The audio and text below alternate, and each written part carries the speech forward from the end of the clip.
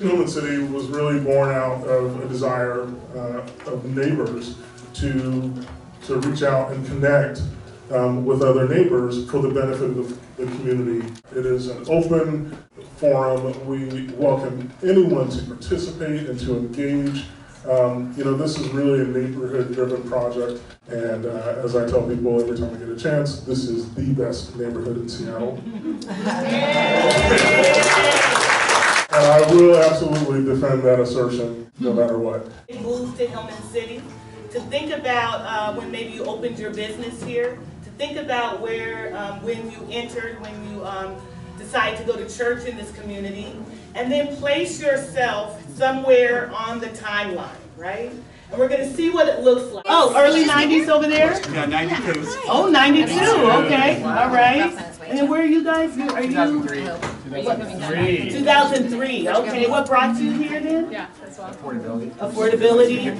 Okay. I used to come here in the early 70s to see samurai movies where Maxim's is. Yeah. Oh, yeah. Oh, yeah. So we have a gentleman here, I think you mentioned 100 years, your family entered, can you talk to Well, us about that? my mother was born in 1940 on Ferdinand Street. My grandfather had a five and dime store where Wabi Sabi is. Really? Albertsons? The goal of the project is to start to gather these stories and also to say, okay, well, there are maybe different visions. Maybe some people want one direction and some people want another direction. Yet if we don't get our heads together, the city and the developer is still going to drive the conversation more than the people here, both the residents and the businesses. This is a process by which the community members can begin to come together, the business members and the people who have come here to pray. The way I understand it is displacement can be an end result of gentrification, you know? Gentrification is like new people coming into the neighborhoods and change is happening, but it often results in displacement. On a macro level, either one or two things will happen to Hillman City. The economy will start going back down again, rents will stop going up, it'll look cruddy again, or it'll look a little dirty because the economy's down, or this big economic shift towards wealthier people will continue and eventually will look like Columbia City, which these big complexes that are built, those aren't local families building those 300-unit apartment buildings. They're big corporations from California and the East Coast. If you have a disability or for any other reason you need low-income rent, the only way that's going to happen if the economy continues upward and Hillman City continues to grow is if the city adopts some sort of policy for your neighborhood giving an economic benefit to these apartment builders to really offer true low-income housing. And there isn't a strong enough city policy yet on that. I'm looking at Hillman City, which I just fell in love with immediately when I moved here 5 years ago. And with its proximity to Columbia City, it seemed like, well, this is just a matter of time before this neighborhood changes quite significantly. And is there a way that the neighbors themselves, it can be a grassroots neighbor-driven process of intentionally shaping the direction of where it goes? Can people weigh in from all different backgrounds and get the neighborhood that they want to have? So much history, you know, the communities of color have made this city, are integral to this city, and then what I feel like the patterns are is that communities of color are always pushed south and now being pushed south out of the city. So this isn't the city that I want to live in. I feel like caring, creative people, which I see in this neighborhood, can maybe help come up with creative solutions, whether it's policies, whether it's grassroots effort. What is it that we can do to help keep people and businesses stay here in the community that want to stay in the community? This project, I take very personally. It comes out of the family value that I have, which is everyone's voice matters. It's like if you have a family, everyone should be there around the table because we're here and we matter. And so the notion of when someone enters into the room, you know, my parents have always said, acknowledge that person. Helen, look at them and say hello and greet them. And so I think it's that basic of that we need to really acknowledge each other. And what we want is the best for our families and the best picture of what Hillman City can be. And to me, the best means that everyone is at the table. It's necessary. We are running a parallel process. Vision Hillman City is wanting to do block by block, a culturally language-specific living room, on the street discussion. It's time for us to get together to really say that diversity is important, the voices are important, but what will you do? Relationships take time. So Vision Hillman City is very committed. I'm committed to that process, and so I'm glad you're here. A neighborhood that was very uncool, and then it becomes cooler, and then whatever made it cool gave rise to new people coming in, and the people who first came in here, they get pushed out. But I think that the problem has another dimension, and if we don't appreciate that there are conflicting goals here, at least in my view there are conflicting goals, which make the problem harder, then I think we're going to miss the boat. We don't want to live in a community that doesn't invite fresh blood, fresh energy, fresh perspectives, even if some of these people have money. So now that creates some tension. I try to identify a set of goals, some which may clash with each other. I just want to create a space that is comfortable for everyone and anyone, because we love that it's diverse here. I mean, they're all trying to kind of get their business going, and what's important to them is that their rent doesn't continue to rise out of control.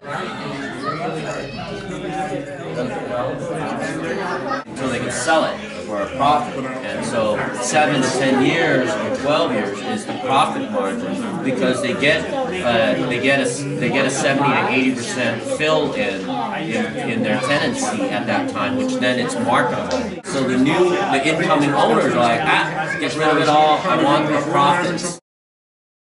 And then third is the action question.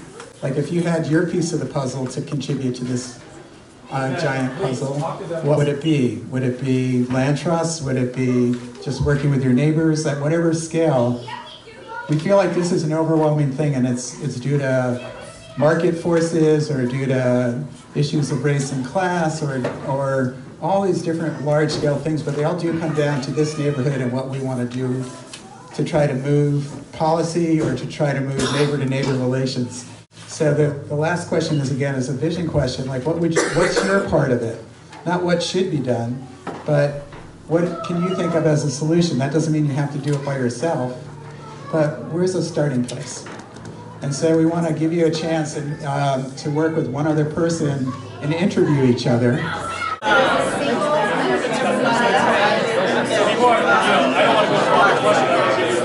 What's your story?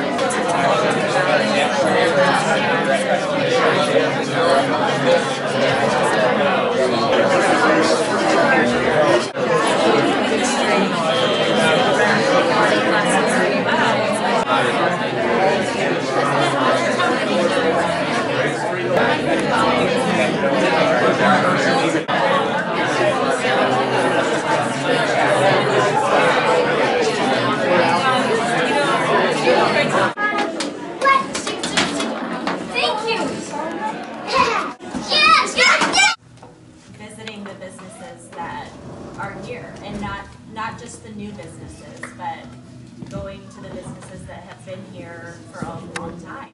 Just making a point of spending our money here. Swapping language skills with their neighbor. Non-English speakers, it's not a language. They could get together and learn each other's languages, and so just a lot of things around that one-on-one building trust with your neighbors. We all have something special. I feel that we probably need to be more communicate more to each other and have an understanding, get more educated about who in your community, what your businesses are doing, with you being in your community, what you can do to support the business that are in the community. Carl's a business owner in Hillman City, and I think he kind of told the group this a little bit earlier, but I got to hear more about the fact that he's using the connections that he has to try to influence who is buying up the neighborhood, commercially speaking. Am I saying this right? And talking with people who are already, in organizations probably likely, already in Hillman City who have investment power because they have means to get capital or have capital to. Together as neighbors share the ownership. I guess a piece of the puzzle is I want to learn more about that and also help bring those expert resources to the community too, to do workshops at the collaboratory or you know, how do we start worker-owned co-ops, how do we start community land trusts, how do we start a local investing circle. Even though it is kind of painful to see some of the goals in all likelihood will conflict with each other, I think it will help us get down the field in terms of trying to assess things. It could be land use planning, it could be, you know, land trust, it could be a number of different things which aren't very glamorous, but can result in either effective tools or can result in recommendations that we make to the city mothers and fathers about how they plan the development of this community. It seems like a lot of the pieces that have been offered are strategic, economic, political, which is great. The missing piece, which is of course a big part of gentrification, is the conversation on race, and I think that's a much harder conversation to have, and I think as much as I think the economic and policy piece is really critical, some of the emotional and relational and traumatic piece for others, I think it's just as important. It's a really uncomfortable kind of dialogue and seems to often spiral without direction, but I think that this would be a great place to make space for that. A lot of people get left out of those policy decisions, and that because the language is off-putting, the meetings are off-putting, and it's the people that are left out that are the ones that are displaced. Yes, we have to be productive, but you can't shut people's feelings out of this discussion. Because there's a lot of policy reports, there's a lot of reports about how bad the places are, there's a lot of conversations that don't end up anywhere. And so now what can we do differently, which is a great segue into the last couple minutes of the meeting, which is how more of us can continue to get involved in Vision Hillman City. Keep moving on, sharing experience and vision, beginning to move into like what kind of possibilities there are. Smaller living room conversations, block to block, more culturally language specific. And so we're running that in parallel to these larger groups. If you feel like, you know, I would really love to have a living room discussion with 4 of my neighbors, Vision Hillman City would really love to support you in doing that work.